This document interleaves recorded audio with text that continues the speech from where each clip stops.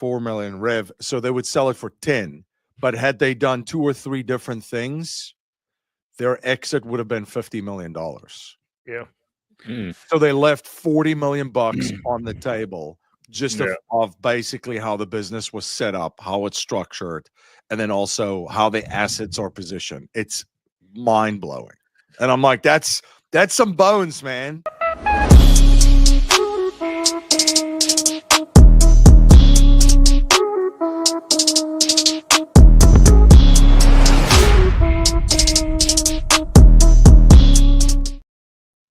Welcome back to the Real Estate Reserve Podcast. I'm Jason Balin from Hard Money Bankers, co-host Ian Horowitz from Equity Warehouse.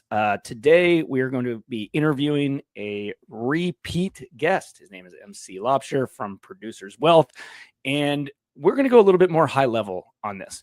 You know, I think a lot of our audience and our viewers that have, you know, watched the show and supported the show, you know, they like, you know, a lot of the good feedback is they like when we hear a little bit more kind of higher level stuff. And we're going to talk about positioning your capital like a family office does. It's a topic that Ian and myself talk about kind of all the time.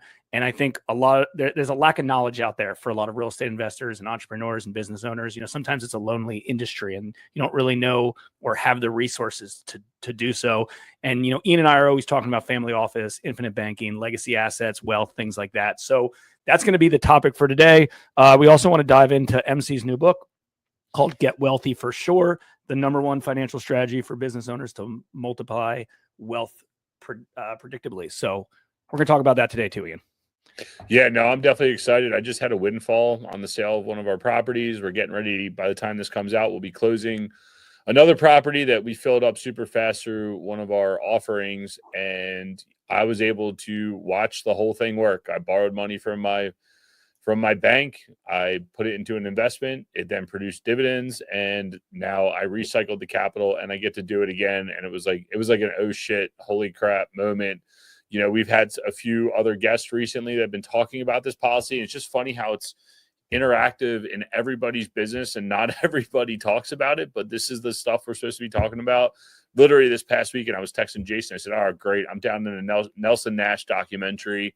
But it's the second or third time I watched it. And I just got more and more value out of it. I was like, wow, what a genius. And really started to learn about this. And in the end, it's all about taking care of your family and your family office. So this is exciting, but guys, it's not about us. We don't care about the likes or the subscribes. What we do care about is the shares. If you get any value out of this episode, which I guarantee you will, please feel free to share it. It's the best compliment we can give our guests. Enough about us, because we have 1,000,000,001 questions, so this should be a fun one. Let's bring MC in and get this ball rolling. What's up, brother? Great to see you guys. Yeah, man. Welcome back. It's not often. I can probably count on our hand how many repeat guests we have. So, you know, we take that very seriously. So we're super excited to have you back and excited to take this to the 201 level. And most of our audience probably knows by now what infinite banking is. So if you just want to give just a little background on you and kind of the infinite banking concept, and then we can take it to that 201 level almost immediately. Yeah. So name is MC Laubscher. I'm the founder of Producers Wealth, where our mission is to elevate the financial well-being of business owners and their families. So we operate in all 50 states in the United States. And I'm also the founder of the Cash Flow Ninja podcast, and now it's an educational company. So I've been doing that for 8 years now. We've interviewed the best minds of business and investing, and researched over 100 different ways of how to create cash flow and grow your capital. Originally from South Africa, I played sports. That's what landed me in the United States. And while I was pursuing a career in sports, I started buying real estate in 2001 after, you know, reading Robert Kiyosaki's Rich Dad, Poor Dad on the road. I took action to bought my first property then, you know, put tenants in the property, collected the rent. And it was boom, like just a bolt of lightning that just hit me cash flow, just like in the book. And at that stage, I try to figure out how many times can I do this? Because if I can scale and grow this, this is going to be good. In that process, I learned, you know, one of the other most valuable lessons that is in Rich Dad, Poor Dad. The first lesson is cash flow, right? And obviously there's a ton. We could just throw them out. You know, the rich doesn't work for money. They work to learn, and so forth. But the lesson that he doesn't say out loud, which I came across as I reread it, like probably the fifth time. I read that book every year. When the student is ready, the teacher appears. So the big lesson that I didn't see the first time was that all of the liabilities that you constantly have is the assets of someone else, and it's the bank. And then I started to recognize, oh boy, you got to be a bank. So yeah, cash flow is great. Yes, and being a business owner and entrepreneur is great. Building things is awesome, and helping other people are awesome. But there's another level to this game. If you are a business owner and you're just running your business, or you're an investor and you're just investing, it's very one-dimensional in this game. As much as you think it is, there is many more dimensions to it.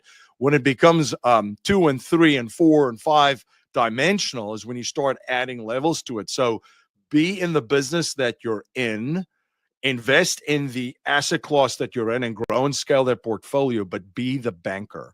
You got to be the bank and reclaim that function. And that's, down that road I discovered through a friend of mine that actually had a family office structure, the first time of how you can become your bank. Fun fact, they actually owned a bank, like literally. They were shareholders in a bank, but they didn't keep their money in the bank. They had other people's money in their bank. They had their own family bank as part of their family office structure, which they warehouse it in, according to the infinite banking concept. And of course, then I came across Nelson Nash, Becoming Your Own Banker. That's another book I read every single year. Same with Rich Dad, Poor Dad. And Nelson became a mentor of mine, and what an incredible man.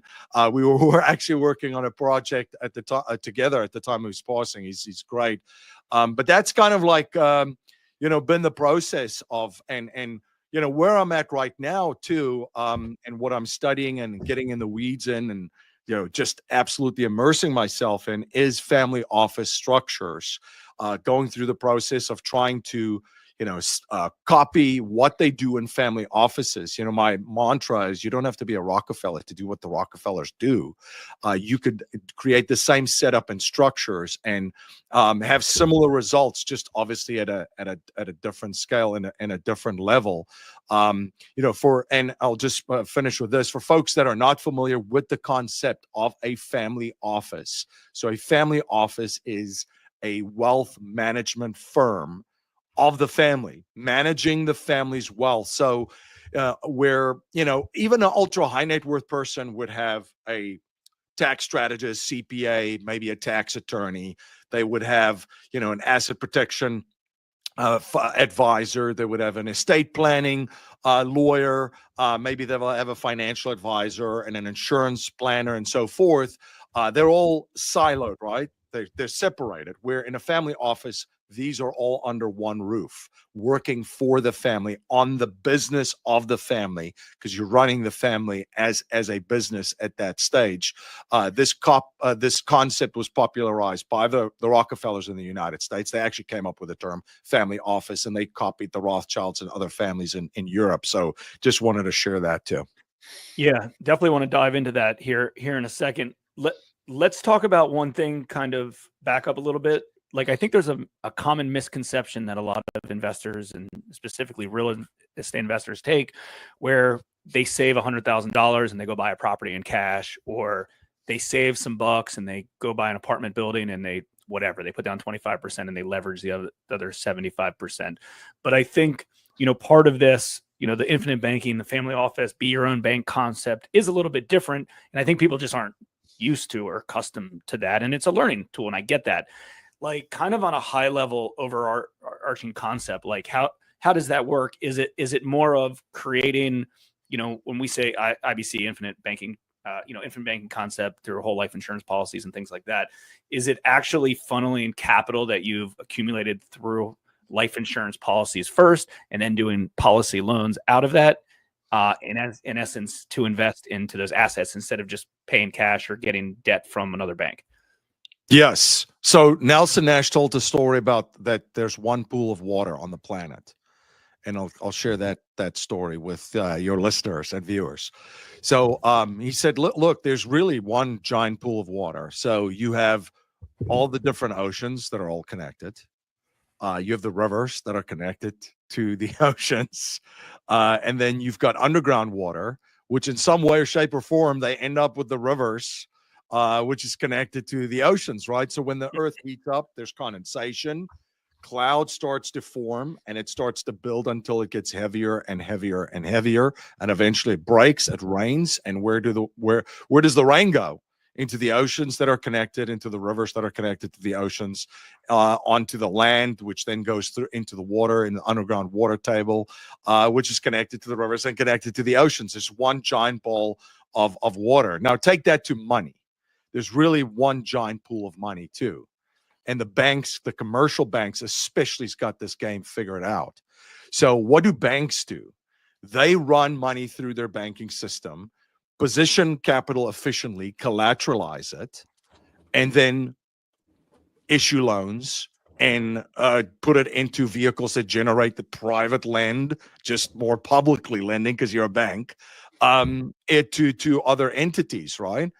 But they also always capture the value first. And the one thing about the banking system, if you think about it too, there's one giant pool of money, same as water, because if the three of us go out and we have dinner somewhere and a couple of cocktails, of course, at the end of dinner, maybe I'll be a nice guy and pick up the tab.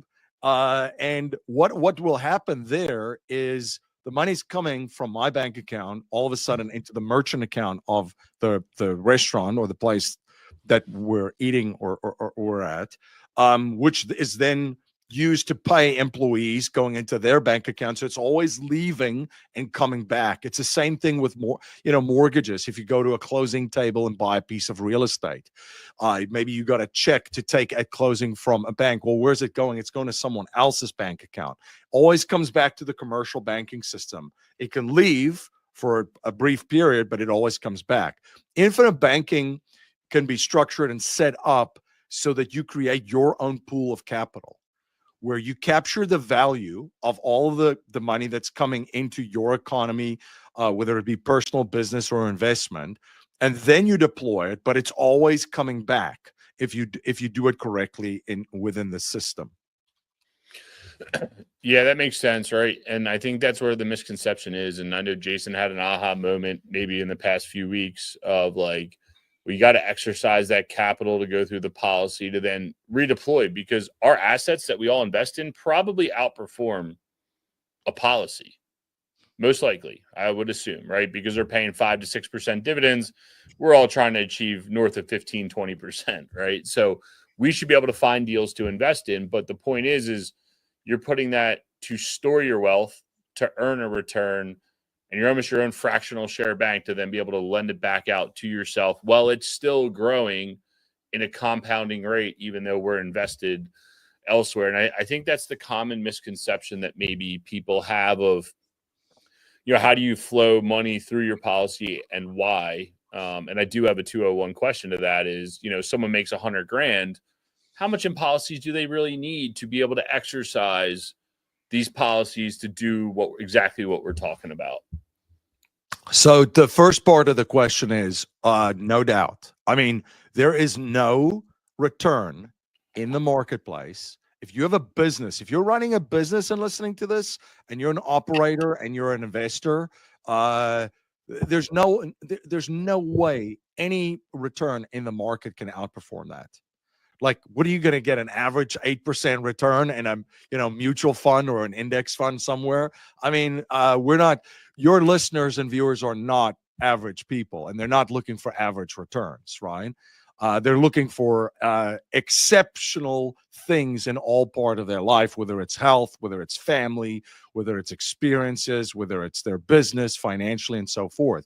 So yeah, so to your point, number one, there's the second thing is there's also what folks sometimes what holds people back is that there's a massive difference between saving and investing. Huge difference. And you can save and invest at the same time through infinite banking, But that it's very important to kind of hit that point, because savings is when you put capital into a vehicle with less risk. I'm not going to say there's no risk in anything. You know, in business school, they used to say, yeah, it's treasuries, risk free. I'm like, yeah, right. I'm like, sure. But there's no place where there's zero risk, right? But in a savings vehicle, you take on less risk. And because you take on less risk, your return is more conservative. But the goal is, when you put money in a savings vehicle, the goal isn't at that stage to get massive returns or, moonshots. It's to preserve capital. Because in an investment, when you put money in an investment, you put money in investment with the goal to grow that capital and aggressively grow it. But by doing that, you also know that, hey, I could lose some or all of it, because there's more risk involved in an investment than with savings. So what infinite banking then does is, yes, you can save on the one hand in your own banking system, in your family bank, if you have it in a family office structure. And on the other hand, you can then lend it out to operating businesses, which you invest in, or other investment asset classes or deals that you're trying to grow and scale your investment portfolio. So you're investing and saving. So you're doing two things simultaneously. So, if you think you have to choose and go, well, I could get like 50 to 100%. And I mean, like, sometimes it's crazy what people can do in their businesses and your own deals. Return. Why would I put it into something that's getting me, 4% tax free, right? That doesn't make sense. It does make sense if you think about that. You can get uninterrupted compounding tax free in that policy savings vehicle, and then invest it to aggressively grow the capital. So I would just say that. Then the other question that you had is, well, how much should people be looking at? So this is another, and I could see the mindset shift too since previous conversations, because now you understand, when I say during a presentation, how much life insurance do billionaires and these family office buy? And the answer is, as much as these carriers will legally sell them, as much as they will sell them. And a good rule of thumb is, like, 25% of your gross income, let's just say, is what a carrier will underwrite you for, allow you the premiums to put in. Of course, I did not consider your net worth, any of that stuff. When we factor that all in, we could come up with a completely different number. But that's just a good way of thinking about it. But yeah, once you figure out this system, then you realize, I mean, I heard it, 20 years ago, when that a friend of mine that had a family office structure set up and say they buy as much life insurance as they possibly can, as anybody would sell them. And I thought he was, at that stage, a crazed lunatic. Little did I know the other part of exactly why they have that mindset. And going back to the topic of family offices, is this, so this is the common strategy for how family offices are set up as well, is right? Kind of leading everything into a life insurance policy first, then, hey, we're taking policy loans, and in essence, getting that cash liquid again after it's already investment in this compound vehicle. And then, as the family office grows, the investments grow, and everything first, though, goes through the policy, through a life insurance policy. Yeah, and I'll give you a quick overview just of like the 5 pillars that and core elements of a family office. So as I mentioned, it's a private wealth firm, a management firm. Now, you could do the same thing. Obviously, you're not getting office space and bringing all those 8 advisors into that office space working for you tomorrow, right? But you can implement the same structures and then bring in the team together that's all on the same page. So the first core element is legacy assets. This is actually something that doesn't cost you anything. So what are legacy assets? This is the glue, actually, of a family and the family office. One of the things that struck me, everybody's heard the story of the Vanderbilt family and the Rockefellers and how they went through different ways, right? I'll put this in basically an elevator story for you, that the Vanderbilts were some of the richest family in the entire United States and world at that one stage. Cornelius Vanderbilt, the patriarch, built a fortune with these railroads and different businesses. the Biltmore estate is, of course, that's their one of the things that they're known for. Vanderbilt University still exists and so forth. But really, if you look at where the Vanderbilts are today, there are generations since Cornelius Vanderbilt was the richest man in the United States and the world that are dying broke and have no money. So take that in opposite with the Rockefellers, where similar thing, up and coming, the oilmen from Ohio, and then dethroning eventually the Vanderbilt family. And for generations, they have just become wealthier and wealthier with each and every generation. Now, Cornelius Vanderbilt, apparently rumored to have, some people say, allegedly said on his deathbed, to his son, which actually almost 10x the fortune, and then, a generation or two later, they were almost out of money, but said to his son, keep the money together. Now, that's a profound statement, because essentially that's what the Rockefellers did. But what did the Rockefellers do even better? What if Cornelius Vanderbilt said to his son, keep the family together? That would eventually have kept the money together too, as a result, right? So that's legacy assets. So statement of purpose. The Declaration of Independence in the United States is the statement of purpose of this country. Why? Why do we have this? The family constitution, the how. Just like the U.S. Constitution is the how of the country, the family constitution is the how for your family. Videos, a legacy library of life lessons that you've learned, so you can create stuff for your family in that. Then there's a family DNA that I call it the family DNA. What's that? How about a family crest? You could pull it from Europe if you're from a European family, but like my family, we've created our own one. And I've got kids that are, 7.5 and 6 years old. We had a lot of fun with it, and it was an incredible exercise. But it's who we are, what we stand for, what we stand again, all there. These are like all intangibles, right? So legacy assets. There's more in there, but those are some important ones and interesting ones. And definitely your statement of purpose, your family constitution, and your legacy library is in there. Blogs, podcasts, videos. Second piece is tax structures, your legal structures and insurance structures.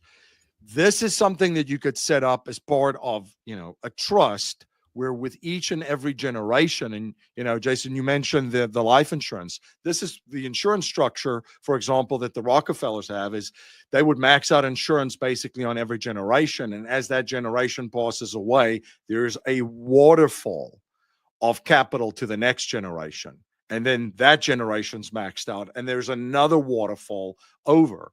I mean, with proper legal tax and insurance structures, your children's children will never run out of money. It's impossible. Let's talk about that real quick. Let's just talk about that real quick for listeners, because I get it and Ian gets it and you certainly get it. But but in essence, part of the benefit of why they can't ever run out of money is, you're funding these policies that in essence have policy loans and liquidity for cash now, but at the same time, there's also a huge life insurance policy associated with this. So even if you blow it one generation and blows all that money, it's going to get completely replenished, because the life insurance policy will pay back everything that, in essence was, was already used for instance. And, there could be millions of dollars, or a lot more than that, obviously, depending on how they're set up. So even if you have, let's just talk from one generation to the next. Like, even if you have a bozo generation where everyone's just not doing what they should be doing and making bad investment decisions, that policy that was set up from the generation ahead of them, or before them, I should say, will, their policy will cover the next, in essence, the next generation. And so anyways, keep going. Yeah. And that ties into the family bank. Yeah. So that's a third piece. So you have your legacy assets, your family legacy assets. Then you have your tax, legal, and insurance structures. And that's connected in some way to that third piece, which is the family bank, that's where the life insurance policies are. And every family member gets a policy on them as soon as they're born. And of course, that that builds up this family bank in life insurance. And every family member, if they need capital for operating businesses or growing investment portfolios, they're going to the family bank. Now, in the family office, there could be a whole bunch of stuff that you could put in there that it's there for. For example, education, right? Education, starting businesses, buying properties, whether it be primary residence, investment properties, that kind of stuff. But it funds everything there. And to your point, are you going to have, a trust fund kid here and there? If you do a proper job with the family legacy assets and that intangibles, you'll reduce that probability. But no, of course you're going to have a black sheep in the family. But whatever they do, whether it's, boats and parties and big houses and cars, eventually the family bank will be made whole when they pass, and they'll actually be replenished with more capital that they could have spent. But that's at the core of this, is the family bank. And this is where infinite banking comes in. And that friend of mine that I mentioned, that they were shareholders in a bank with other people's money. This is their bank. And he was explaining to me, listen, this is what we do. We have operating businesses that generate cash. We put it in our family bank, which is all these life insurance contracts with mutual life insurance carriers. And then we take that and then we buy real estate with it. And we do that over and over and over. And then I'll just mention one more thing. Two, just briefly. The fourth piece is asset management, which is depending on your operating business and your investment strategy. That's what that is. And then the fifth piece is the family mastermind, where the family gets together, once a year, or we try to do it once every quarter, copying what the Rothschilds did in Europe. That's what they came up with, that family mastermind. Because in the book, The 5 Men of Frankfurt, the patriarch sent his sons all over Europe to all the financial centers, and they came back, had a family mastermind, once a year, and shared best practices and so forth, and made sure that the family's aligned, focus, and working on the purpose of the family. Yeah, no, that all makes sense. And I literally was sitting here writing these down as you were going through them. And I didn't mean to rush you through 4 and 5, but 3 to me, obviously, we're business guys. It's probably the most like, okay, we're doing all this. How do we protect? You talk about buying on every family member. Me and Jason joke all the time, like, why does MC have 50 policies? Why do all these guys have 50 policies? And like trying to figure it out.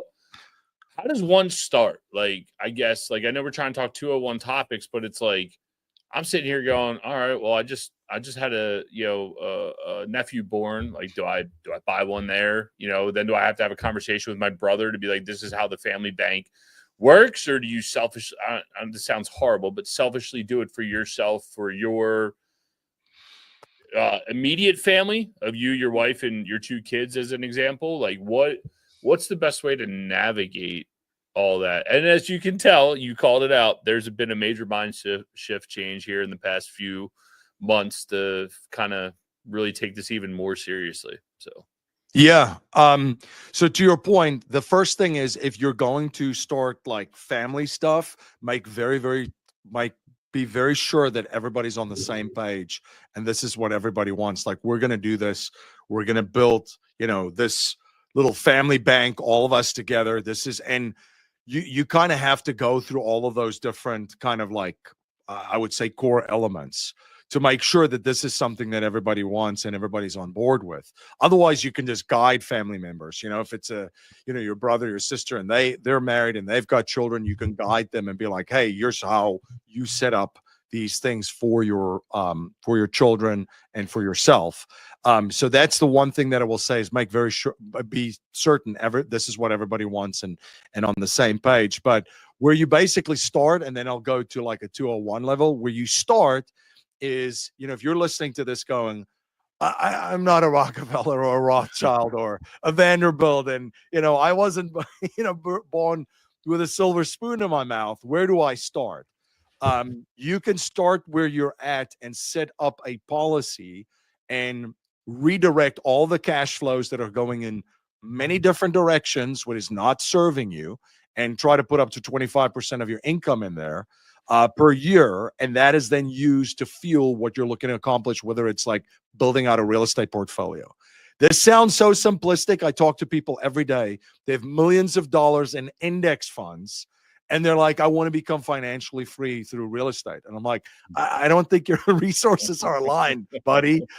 We might have to reshift some things. And the same with business owners, where they're like, I want to grow and scale my business. That's great.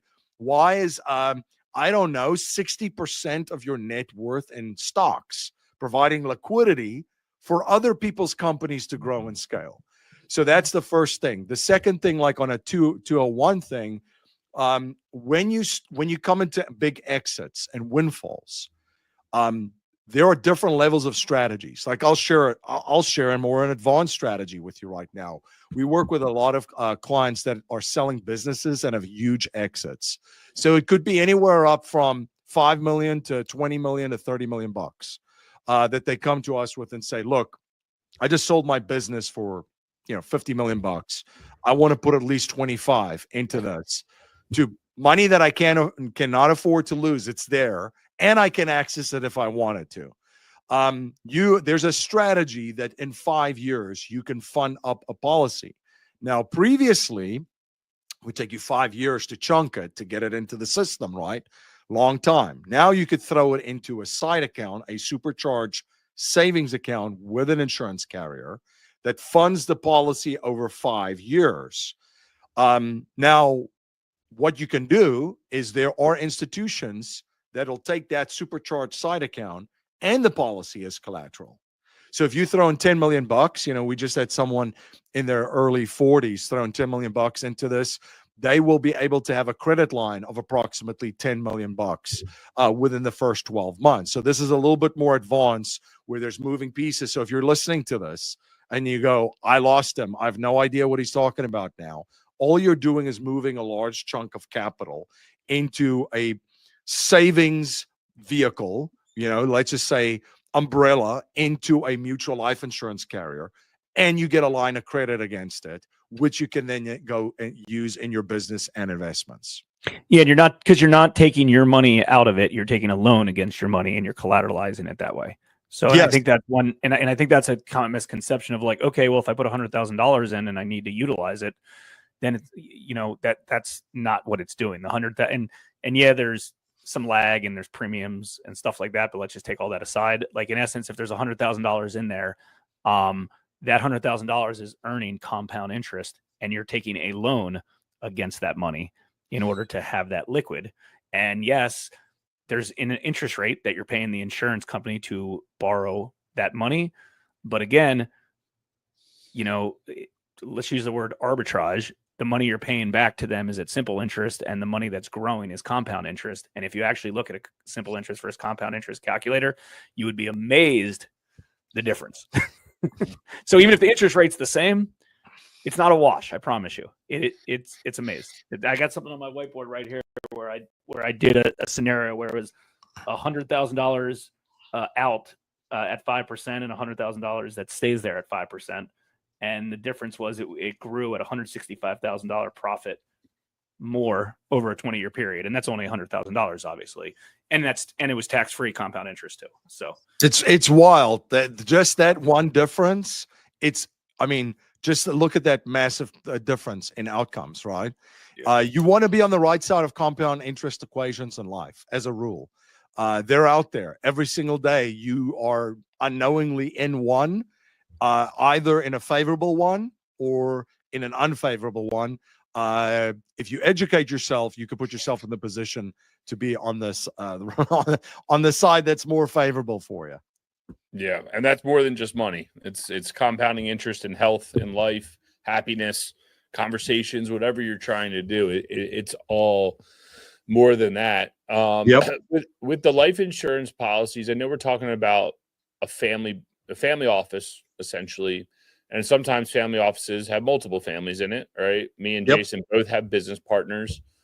How are you seeing business owners applying this structure of family office and or life insurance in their business to navigate buy sells or financing equipment? Like, you hear this, but like, how do you actually implement that? To me, that's almost like a 201 skill that needs to be discussed that nobody really elaborates on. Yeah, I can dive into that. I'm in the trenches on that right now, working on a lot of business designs. So it all depends, again, how many partners, what type of business, and then also the goals of the business. So I'll give you a couple of examples. So let's just say you have two partners in a business, right? And what you're trying to do is there's some working capital in the business, but you don't have you have a buy sell, but you have no idea how you're going to fund that buy sell. And you're trying to figure out how to reposition more favorable as a business.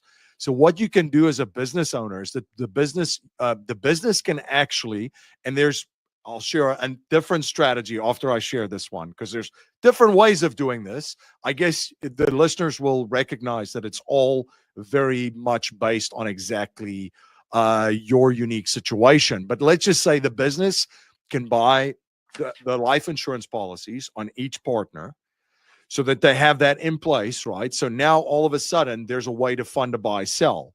So if one of the business partners, for example, passes away, right? There's a way for the surviving partner then to buy out the spouse that probably is not involved, nor do they want anything to do with the business. You can also then position capital. And we just, in one of the cases that I'm thinking about right now, it was a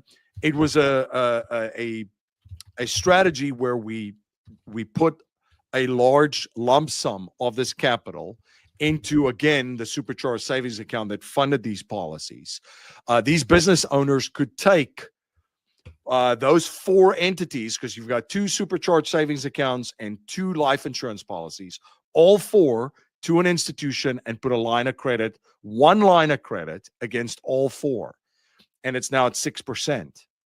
So now they have it. So now these guys are like, this is wild. So now we're covered. If one of us dies, we're good. And also we have access to capital immediately with this line of credit, and our money in our business that have been just sitting there doing nothing is more positioned better. So that's one strategy of doing it. There's another strategy of doing it. So you can, and of course, I can get into how the taxes work, but that is really weeds on that one. That one, for example, there are tax implications. Not everything is tax-free. Yes, there's growth in it that's tax-free and so forth, but there are some taxes involved in that strategy. If you want to more have a black and white one where there's no you're staying out of the playing the tax game very, very efficiently, you can take a distribution as a business owner, fund the policies outside of the business, and you can lend the money as the banker back to your business. So that's the other thing. You could set up a policy that which you own or the owner of, or your family trust that is the private lender to the business. There's a note. You would take a policy loan, let's just say at 6%, and give it to the business at 15%, depending on what's reasonable, and they will repay obviously the principal and the interest. Now, let's just say you're a medical practitioner, you're a dentist, or you run a medical practice where there's a ton of equipment. This thing could really be powerful, because now all of a sudden you're the bank with a note that you get paid on. Your business receives the money, buys equipment, which they can depreciate, and then they repay the interest and the principal back to the bank, the lender, the private lender, which is you. So that's another one. Maintaining employees. As if you're listening to this and you're a business owner, keeping A players, I would say, for most of the time, that's a tough one, right? A players are always looking to elevate their game. So they might even go and try and start their own thing at some stage, right? So how do you keep an A player, at least for a certain period of time? Well, you can set incentives aside using this strategy. So in your business, you can buy the life insurance policy. You could sit down with your A player and say, listen, here's what we're going to do. Here's our targets. If we hit our targets every year, that specific target, and it changes, but let's just say this year's target is X. We hit it. We'll put 50 to 100K in a policy for you here. But you've got to stay for 5 or 10 years or whatever you want to make it. You stay for 10 years with us. We keep hitting these targets and put it away. after 10 years, if you want to leave, you walk away with, 1.2 million tax free in a life insurance policy, which you own, which will give you. I mean, that's not a bad incentive right there. And by the way, this happens in Fortune 100 and 500 companies every day. They literally structure CEO packages using life insurance and then stock options for them because they don't want to pay taxes. So they get paid in stocks and then this life insurance kind of strategy. So you just do a 10-year fund insurance policy. So then at the end of that 10-year term, it's like, well, if they continue to do good, you can fund it. If they want to leave, then you just stop it and say, here you go, it's yours. So ingenious. Well, I remember, didn't Jim Harbaugh do that with University of Michigan? Wasn't that one of the main stories that University of Michigan funded some policy for him? That was in essence the same thing. Same thing. He walked away with millions of dollars tax free, and he could actually access some of the money that they put in there was in the contract. Obviously, we couldn't see the private contract, right? But the way that I read the article is that if he needed a cash infusion or needed access to large amounts of cash, he could even get it through a policy loan. So, I mean, it's just all of these things, right, comes down to more efficient positioning of capital and playing this game a little bit smarter. Because sometimes when you're a business owner investor, you put your head down and you're so focused just in your lane, and that's why you're good, because you're so focused in your lane, and you don't see certain things. But when you step out of your business or out of your investment business and you look at, okay, what can I do a little bit better and a little bit more efficient here? One or two small tweaks. I mean, it could make, it's the difference between millions of dollars or just millions of dollars that went through your own economy. I'll give an example. A business owner, right? If you're running a business, and the reason why I'm sharing this is just, this is fresh. I just had this conversation with someone. So they were operating their business. They had money outside of their business in stocks, bonds, mutual funds, and ETFs. Well, very well diverse, right? Because they need to diverse outside of your business. That's the advice that Wall Street's going to give you. And at some point in time, you do, right? There's ways of doing this strategically and correct. But at this stage, they're still in growth mode. So I'm like, what are you guys doing? So let me ask you this question. Where do you go now to get money if you need to incorporate AI? That's like the hot thing, right? AI is just nuts. You incorporate in your business. I mean, it's going to give you a competitive edge, or hire someone else, or, bring on another product. Where do you get your money? Oh, I have a really good relationship with my private banker at the bank. And I was saying, so how much of these lines, have you looked at the line that you're using and what you're using all the time? And they said, yeah, we prepared for this and we're looking at our line. And I'm like, well, how much? And these guys were looking at like $300,000-$400,000 a year, just of like lines that they use, just operating and doing payroll and all those kinds of things, right? And I'm like, do you understand that if you put that amount of premium in a policy for like 10 to 20 years, just bare minimum, and you fund it correctly and you become your own banker eventually, because I asked them, what's your exit on this? And they're like, well, we're going to sell our business. We're going to get a lump sum, sell or finance it because it's, tax efficient, that kind of stuff. And I'm like, imagine you sell this business for like 10 million. Okay. Imagine you sell it. Hats off to you. Congratulations. That's a good chunk of change right there for anybody, right? Congratulations. But what if I told you, like, for the next 20 to 30 years, you guys were your own bank, put the premiums away, and you walk away with $2, $3, $4 million tax-free in addition to that exit. And at that stage, the light bulb went off and they're like, well, that's kind of a no-brainer. I'm like, yeah, but doing it this way, your bank makes all the profit, your private banker, not your bank, your commercial bank that you're using. How about we restructure just your capital and now you become the bank, and then that $2, $3, $4 million that's tax-free is now yours instead of the profit of the commercial bank. Yeah, no brainer. One more question, then I want to get into a little bit about your new book that you released. So, and I know this differs based on situations.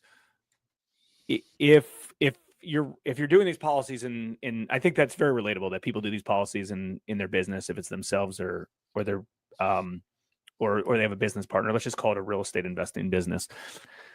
Are they, and you might not know fully what the answer is, and it might be different, but are you getting tax benefits on the premiums that the business is paying? That's the other thing. You do not. So Okay. one of the things you can, again, but then just know this, that here's the deal with the IRS. At some stage, Uncle Sam, which is not your uncle's, getting paid at some stage. And if you try to evade that or try to dodge that leads to a lot of troubles later in life, perhaps. Got it. So I try to keep it black and white. Gray areas are areas that'll come back. If you have 87,000 agents at the time of recording, I don't know what it looks like next year. Could be little or zero. But if you have that amount of manpower behind you and people get bored, they come off to gray areas. So what I would do is, there's ways to not deduct the premiums, and that's obviously it could be seen as a negative, but I'd rather pay taxes now and not deduct the premiums than pay taxes later, or have there be some portion of the policy that's taxable later. Yeah. So in essence, the business would be the owner, the insured would be the person, the business partner or the actual person, and then and in that case, is the beneficiary the business or the individual? It all depends. This is where it gets technical, because you can look at the value of the business and this could be written into contracts, how much it would pay out if it's the value of the business, and or the business would recover cost, for example, on key person policies, and anything over that would go to a different beneficiary. So that's where it could get technical, where some could go to the business, some could go to the person that was insurer's family. It's all, how you structure it in contracts. Got it. As we have a few more minutes, let's just talk about your new book called Get Wealthy for Sure. I got a copy in my hand as well, because one was mailed to my house. So who's kind of the target reader of this? A small business owner that has accumulated some money and they're looking to kind of take the next step in kind of their financial path or financial strategy. Is that kind of the target? Yeah, and I look at investors as business owners too, because you're running your investment portfolio as a business, right? So if you're in the business as an investor, your business is growing and scaling your investments, whether as a GP or an LP, right? So there's a lot of limited partner investors that they are very, very determined of scaling their portfolio and building it out. And because, they don't want to be involved in day-to-day operations. That's their business. So that's for them too. And it's the same principle and philosophy as if that's what you're trying to do as an LP and building and grow and scale your portfolio, why would you and get passive income? Why would you have all this money tied up in the stock market if you're trying to build, and this portfolio that generates passive income, that reduces your taxes and brings you the lifestyle that you want? So that's who the book is for. The book, the big shift in the book that I'm trying to get people to realize is that, how you reposition assets that you already have could make a massive, massive, massive difference. In the book, I talk about, how insane it was. If you just think about it, right? You're a business owner, a small business owner, a medium-sized business owner, or you're an investor that is in the business of investing. How insane it is to still send your money to Wall Street because you're giving other people's businesses liquidity where your own business can use it to grow and scale. It's like, look, we love Apple, right? I have Apple products. I don't know if you guys are, Android guys, but yeah, Apple products, computers and so forth. Great company. They don't need my money. Okay, my own business and my own investment portfolio needs my money. Tim Cook does not need my portfolio to grow and scale Apple, right? They can go and get, good point, money at almost nothing. So that was the big point, and the big, spoiler alert, the big bomb that I try to drop in the book early to get people to realize, like, look, you have these goals, but again, you do things that are not in alignment with them at all, like something like that. And once you say it out like that, out loud, it becomes comical, right? But it's it's comical because it's the truth, right? Yeah, no, it's they're all smart points. It's fun to watch people have mind shift changes, and I'm sure it's fun for you to watch us. It's fun for us to watch our friends have that mind shift change to get to the next level, and everybody should be striving. That's what I tell people all the time. Like, you should be your own family office. Like you just said, you'll go give Apple or Elon all this money, but then you don't even think about it, rather than taking that time and saying, how can I do this more efficient to get better returns to allow me to quit my job, or whatever you're trying to do. Not everyone's trying to do that. So that's exciting. I read it once, and I think I have to reread it. I did pick up, I don't know, I got sucked into that damn Nelson Nash documentary with him and what's that, the Latin guy, Carlos something, and the other guy that's like the PhD. I bought their Carlos Laura. And Yep. the other guy, like Bob the Murphy. PhD, Yep. yeah, they sold me on buying their book. I was like, all right, let me reread this. So I'm getting on a plane tonight. I'm going to read that one, and then I have to get back there and reread yours. Mine's at home. I was just looking for it on my shelf, and reread yours. But MC, this has been an honor as always. It's fun to talk to you. You're a wealth of knowledge. Every time we talk to someone, they're like, oh, you're doing IBC. Who you doing with? Trying to get our business right now. We're with MC, and they're like, oh, don't worry about it. You're good. So I'm glad we got connected.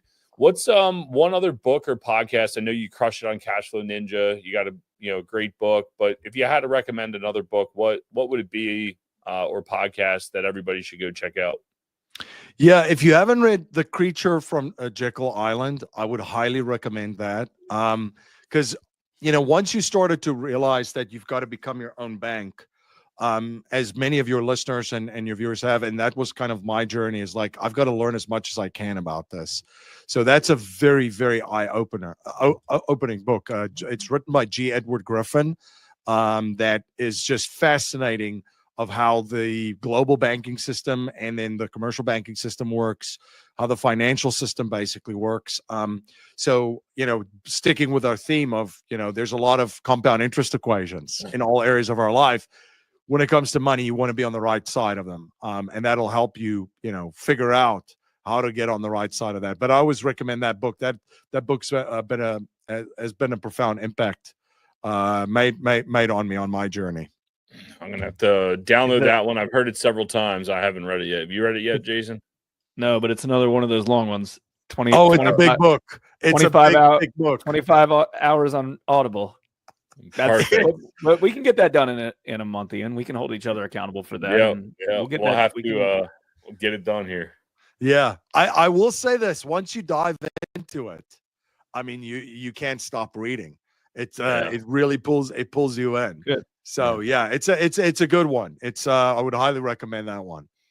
All right, game on. We'll have to download that one, check it out, get some of the listeners to read it along with us, and go back and review that here shortly.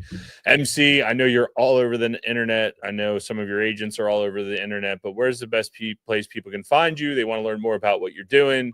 They want to get a copy of your book. Where can they go and do that? So if they want to grab a copy of my book, Get Wealthy for Sure, the #1 financial strategy for business owners to multiply wealth predictably, go to getwealthyforsure.com. You can request your book there. Just pay for the shipping.